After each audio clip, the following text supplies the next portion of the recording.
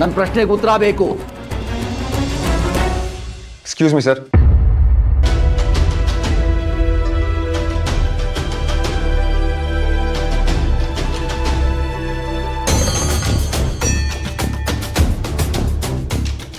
Sir, ಜನನಿ ಬುಕ್ಕಲ್ಲಿ ಅದನ್ನು ಬರೆದಿದ್ದು ನಾನೇ ಸರ್.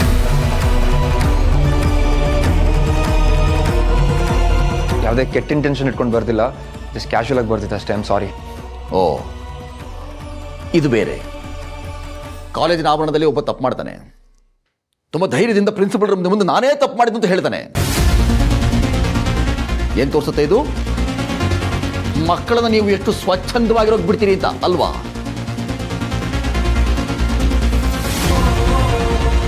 ನೋಡಿ ಸರ್, ನನ್ನ ಮಗಳು ಓದಿ ಸಾಧಿಸಬೇಕು, ನಿಮ್ಮದು ಹೆಸರಾಂತ ಕಾಲೇಜು, ತುಂಬ ಚೆನ್ನಾಗಿ ಪಾಠ ಮಾಡ್ತೀರಿ ಅಂತ ಹೇಳಿ ನನ್ನ ಮಗಳು ಕರ್ಕೊಂಬಂದಿಲ್ಲಿ ಸೇರಿಸ್ದೆ.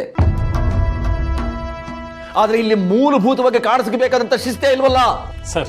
ಏನು ಹೇಳ್ತಿದ್ದೀರಾ? ಸರಿಯಾಗಿ ಹೇಳ್ತಿದ್ದೀನಿ. ಓದೋ ಮಕ್ಕಳಿಗೆ ಬೇರೆಯವ್ರ ಪುಸ್ತಕದಲ್ಲಿ ಬೇರೆ ಬರೆದಿನ ಅವತ್ಯ ಏನಿದೆ?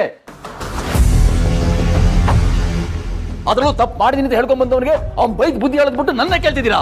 ಸರ್, ಗೌತಮ್ ತುಂಬಾ ಒಳ್ಳೆ ಹುಡುಗ ಸರ್. ಮೊನ್ನೆ ಜವಗಲ್ ಸರ್ನ ಭೇಟಿ ಮಾಡೋದಕ್ಕೆ ತುಮಕೂರಿಗೆ ಹೋದಾಗ ಅವನೊಬ್ಬನೇ ಜನನಿನ ಸೇಫಾಗಿ ಕರ್ಕೊಂಡ್ಬಂದ ಸರ್.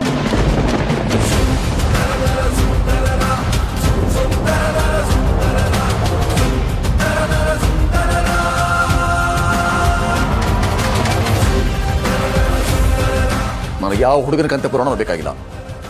ನೀವು ಏನು ಕ್ರಮ ತಗೊಳ್ತೀರಿ ಅದನ್ನು ಹೇಳಿ. ಸರ್, ವಿಷಯ ಈಗಷ್ಟೇ ನಮ್ಮ ಗಮನಕ್ಕೆ ಬಂದಿದೆ, ಸ್ವಲ್ಪ ಸಮಯ ಕೊಡಿ. ಸಾಕ್ಷ್ಯ ನಿಮ್ಮ ಕಣ್ಣು ಮುಂದೆ ಇದ್ರು, ತಪ್ಪು ಮಾಡ್ದು ಅಂತ ತಪ್ಪು ಒಪ್ಕೊಂಡಿದ್ರು ನಿಮಗೆ ಸಮಯ ಬೇಕು.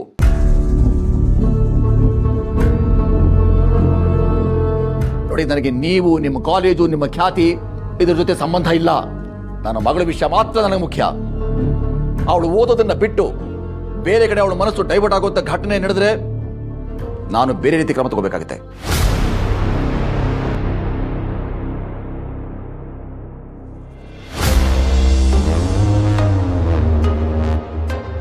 ಸರ್, ಸರ್ ಪ್ಲೀಸ್ ಸರ್, ಒಂದು ನಿಮಿಷ ನಿಂತ್ಕೊಳ್ಳಿ ಸರ್. ಅಪ್ಪ, ತುಮಕೂರಿಗೆ ಹೋದ ವಿಷಯ ನನ್ನ ಮನೇಲಿ ಹೇಳ್ಬೇಕು ಅಂತಿದ್ದೆ ಅಪ್ಪ. ಆದ್ರೆ ನನಗೆ ಹೇಗೆ ಹೇಳ್ಬೇಕು ಅಂತ ಗೊತ್ತು. ಮಾತಾಡೋಣಪ್ಪ. Sir sir sir sir sir please sir, please sir, ಒಂದು ನಿಮಿಷ ನಿಂತ್ಕೊಳ್ಳಿ ಸರ್. ಸರ್ ಒಂದು ನಿಮಿಷ, ನಾನು ಏನೋ ಸ್ವಲ್ಪ ಸಲಿಗೆ ಕೊಟ್ಟರು ತಲೆಯಲ್ಲಿ ಕೂರಕ್ಕೆ ಬರ್ತೀಯಾ? ನಿಮ್ಮನ್ನೆಲ್ಲ ಮನೆಯೊಳಗೆ ಬಿಟ್ಕೊಂಡಿದ್ದೆ ತಪ್ಪಾಯ್ತು. ಏನದು? ಹಕ್ಕಿಗಳಿಗೆ ರೆಕ್ಕೆ ಇರೋದೆ ಹಾರೋದಕ್ಕೆ.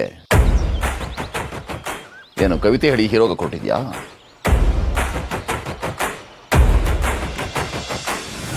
ನನಗೆ ಗೊತ್ತು, ಹುಡುಗಿಯರನ್ನ ಪಟಾಯಿಸೋದು, ಆಮೇಲೆ ಪಾಲಕರನ್ನ ಪಾತಕಿಗಳ ಹಾಗೆ ಬಿಂಬಿಸೋದು, ಆಮೇಲೆ ಅವ್ರ ಜೀವನ ಹಾಳು ಮಾಡಿಬಿಟ್ಟು ಇನ್ನೊಂದು ಹುಡುಗಿ ಜೊತೆ ಸುತ್ತಾಡೋದು.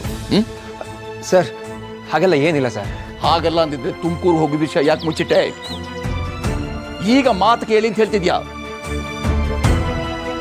ಅಷ್ಟು ಸಾಚ ಆಗಿದ್ರೆ ಒಂದು ಕರೆ ಮಾಡಿ ಒಪ್ಪಿಗೆ ಪಡಿತಾ ಇದೆಯಲ್ಲ.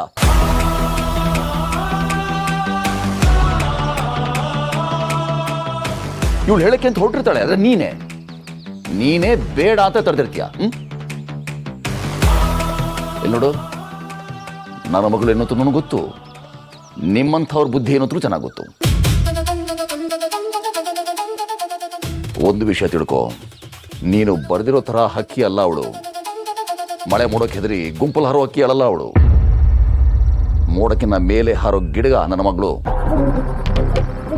ಅವಳು ಹಾರೋ ಎತ್ತರ, ಆ ಸ್ತರ, ಅವಳ ಗುರಿ ಬೇರೆ ಇದೆ. ಆ ಗುರಿ ಅವಳು ಸ್ವಂತದ್ದು ಆಗಿರ್ಬೇಕಲ್ವಾ ಸರ್? ಏಯ್, ನನ್ನ ಮಗಳಿಗೆ ಹೇಳಕ್ಕೆ ನೀನು ಯಾರು? ಫ್ರೆಂಡ್ ಸರ್, ಅವಳು ಒಳ್ಳೇದಕ್ಕೋಸ್ಕರ.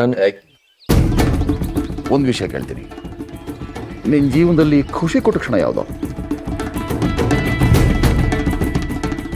ಮಾತಾಡು. ಸರಿ, ನಿಮ್ಮ ಜೀವನವನ್ನೇ ಕಾಡದ ತುಂಬ ದುಃಖದ ಘಟನೆ ಅಂತ ಹೇಳಿ ನೋಡೋಣ.